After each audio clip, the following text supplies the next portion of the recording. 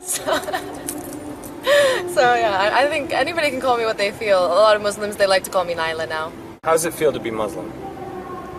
Amazing, undescribable. Sometimes when people touch my life or when Allah touches me, it's a feeling that I never thought I could feel. It's like overwhelming compared to any sense of happiness that I've ever had in my life before this. In what way is it different than before? I'm much more patient now. I'm more understanding, more accepting. I'm not afraid to die anymore. Like before, when I didn't believe there's anything after death, that this is all we have and then it's over and whatever you do with this time is what you do. But now it's like, whatever I don't do now, I can do later. It's like an unlimited amount of time, and it just makes refraining from all the things we shouldn't do so much easier to know that there's going to be 10,000 times better things that we can't even imagine afterwards, I think. And yeah, I'm just a lot more at peace in my everyday life, in the way that I deal with people, in the way I deal with my work. How has it changed your everyday life? Well, I'm a modest woman now, so let's not go into too much detail about the things I used to do. But because of prayers, I have more structure 5 times a day, and I gotta wake up early in the morning, and I gotta, you know, make sure that I'm in a good state of mind 5 times a day. And just those 15 minutes 5 times a day really makes you calm, makes you like so at ease, and whatever problem you had before you went into the surah or the mosque is like, it's gone once you come out. It's already settled and you feel like there's a solution for it. Before, like, I only could rely on myself. Now I know I have something up there watching over me in every second of every detail of my life. And that makes me feel so secure. It's so safe. Like when I see other people in trouble or whatever, and they're not turning to Allah, like I beg them, like, please just go and pray, you know. Don't just pray now and not pray later when you're not in trouble anymore. Like, pray and get out of trouble and see the power of Allah and continue, because like every time you pray, there's going to be problems in your life and they're going to be solved for you so easy, because once you commit yourself to Allah, Allah commits himself fully to you as well. Modesty. I guess from the beginning, just changing my life 360 degrees. Like, if I were to tell myself 2 years ago that I would be a Muslim now and that I wouldn't be doing anything haram and, you know, I would be working towards a whole different purpose, I wouldn't have believed myself. And just the transformation that the past year has had on me, I think has been my biggest tribulation, to change Western mindset into like a whole different concept now. It's like you're not living for yourself and your family, you're living for the entire earth now. And being a convert into Islam, it's like Muslims will tell you that Allah loves converts more than people who are born into Islam. Because I feel like I was given this gift that Allah like saved me and like gave me this beautiful gift of Islam, and if I don't appreciate or respect that, it's like 10,000 times more disrespect on Allah than if somebody was just born into it and was told to be Muslim from the beginning. So I think, yeah, just trying to deal with the guilt when I do slip. But I mean, everybody says Islam is easy, but I don't like to take it so easy, because then I think I'm going to get lazy. They say like there's always a way and there's always a reason, as long as you have the niyyah, the intention to do good and stuff. But I think like we shouldn't take it so easy like that, because we are given a beautiful gift that a lot of people, they'll never be so lucky to see this beautiful, caring, loving, giving society that Islam creates if it's done properly. Wow, when you asked the first part of the question, do I get support from other Muslims, I was going to say overwhelming amount of support. So yes, to your second part, is it overwhelming? Yeah, sometimes it really is. It's like every Muslim I meet, they want to give me something. Whether it's prayer beads or a prayer mat or a book or a Quran, like I have like... Or advice. Or advice. I have like 5 different versions of the Quran, different translations. I have one from 1980, like... I get some really crazy, cool gifts and advice and support from every Muslim. Like, they when I tell them I'm a convert, their face like lights up like, mashallah, I'm so happy to meet you and welcome, and they want to hug me, and just like, you know, if you ever need anything, call me, if you need advice, if you need this. And it's, I never felt like I'm from Canada, so we do have a very good sense of community. Like when you pass by someone on the street, they'll greet you hello and, you know, whatever. So it is kind of like that Islamic value also, but the extent of it in Islam is like, mashallah, amazing. People just, they're so happy to see that you embraced Islam, and they also want your prayers, I think, because the dua from converts is big. Maybe they have a little bit of their own intention in there, but genuinely, I think mainly they're just really happy to see somebody have been saved from the dark side. No, I don't need a lot more now. I think I needed a lot more before, but now because I take everything a lot more easy now. And this is the test. This isn't the final frontier, you know, this isn't it. So everything that happens to me in this life, I'm a lot more easygoing on it, I guess.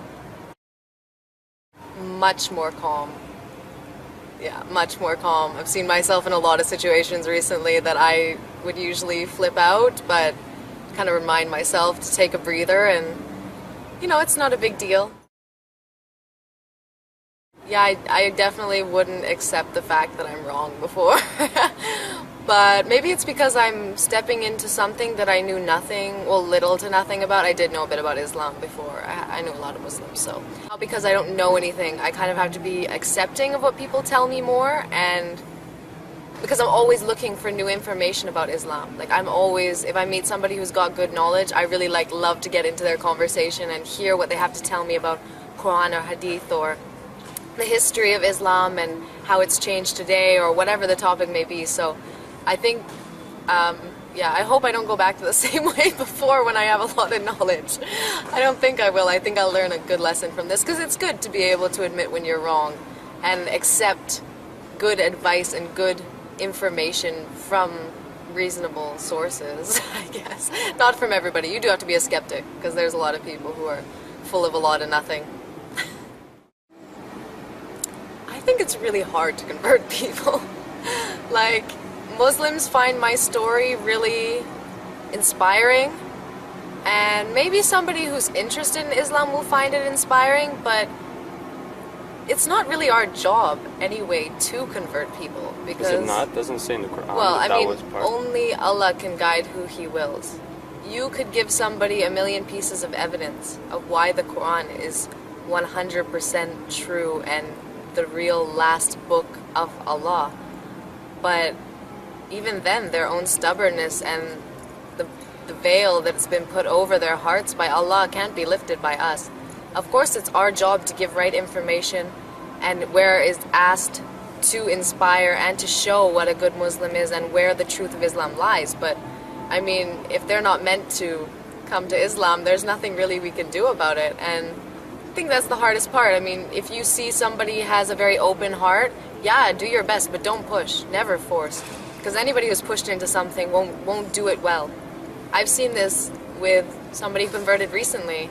He converted because of his girlfriend, and I still see him wearing his cross, and he doesn't really keep up with prayers from what I see. He doesn't come to Friday prayers with us anymore, and I think it wasn't his choice so much to come into Islam, so he doesn't really feel the true spirit of it, as opposed to, maybe to sound a bit full of myself, but me, like, I really dove into it because it was fully my choice. Tons of people have told me about Islam for years and years, and I didn't care. I was, whatever, I'm not gonna join this, and it has nothing to do with me, and it's all lies, or astaghfirullah azim.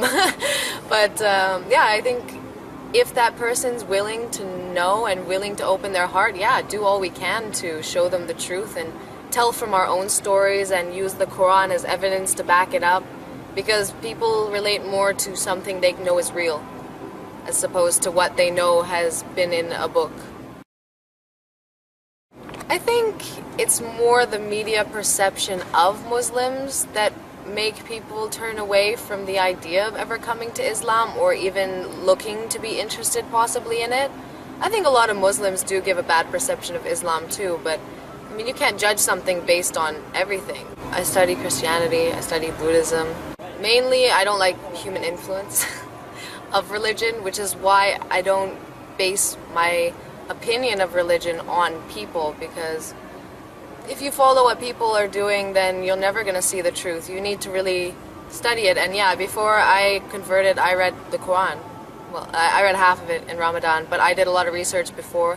I put a lot of things into practice, such as patience, and I saw the benefits and the fruits of Islam come back to me before I decided.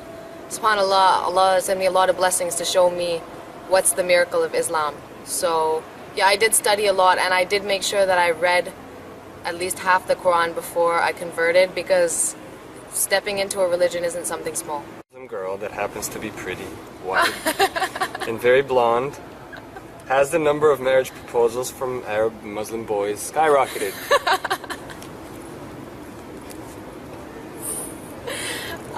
Yes. Yeah. How many so far? Uncountable. Really? In the past year? Yeah, I've had some pretty interesting proposals. So, yeah, I mean, some who are like, because a lot of the people that I meet are still students. A lot of them are like, in a year, if you're still single, I want to marry you. But it's quite nice because I have very high expectations on my Muslim man. So even if I'm not gonna pick the ones who are trying to get my hand, I do kind of give them like little tests and tasks to like overcome to become really good Muslim men. So even if I don't choose them in the end, inshallah, they're good men for another woman to come, like to build themselves and to pray more and to stop doing haram things such as drinking. I always like push them if they like me. Like I'm like, I would never be with a guy who drinks, so you better stop that now. And a lot of the time they do if they're really serious about it. I'm taking my time. I'm gonna really get to know them as friends before I actually make a decision as to who I want to marry, I guess. I do want to get married soon though. I totally winked it.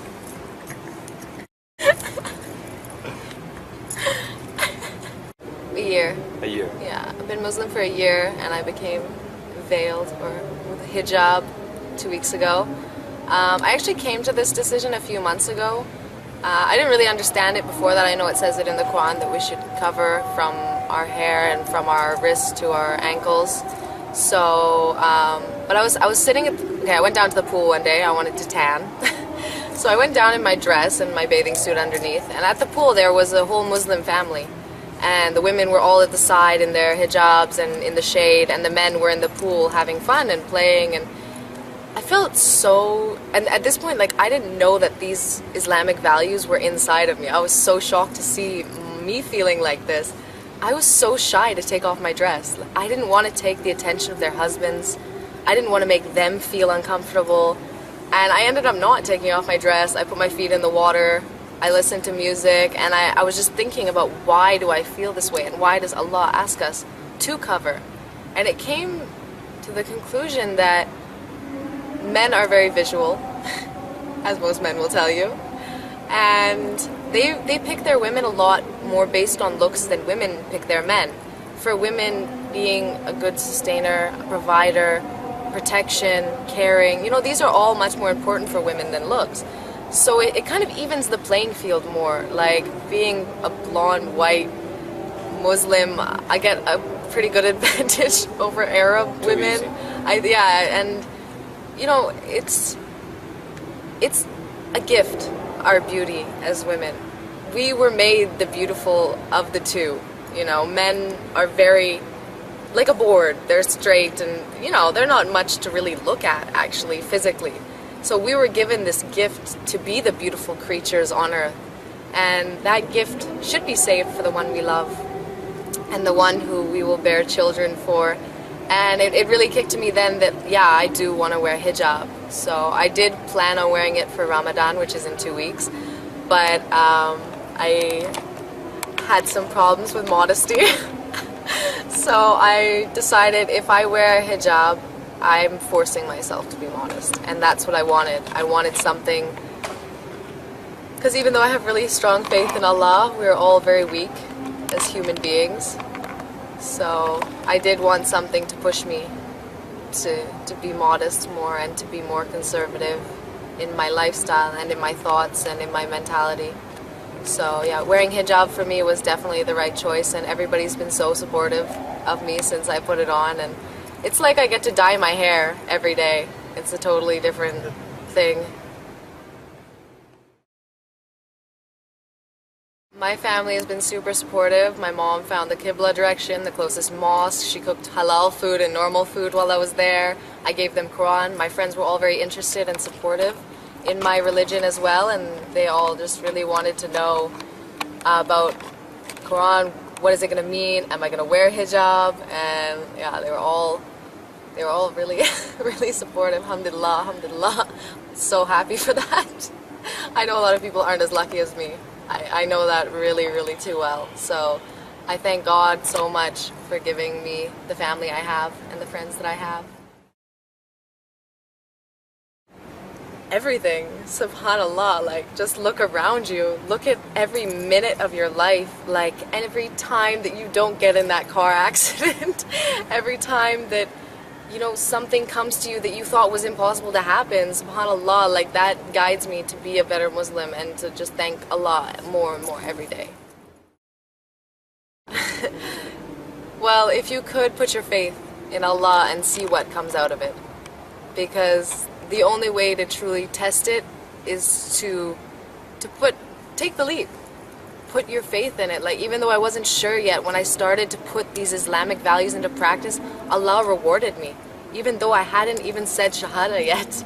So, I mean, if you're in doubt about it, then just try. You don't have to say your Shahada yet, but read Quran, learn what it's about. It's about feeding your neighbor, feeding the people you don't know, ending slavery. Like, it's so, subhanAllah, everything that you, if you're a good person, believe the world should be, that's what Islam really is. It's just been twisted in media and other people's perception to be what it's not. So if you really want to get to know it, ask people around you who are Muslim. See the kindness in Muslims' hearts, and then you'll be able to really understand what it's all about. Thank you, Victoria. Thank you. One love.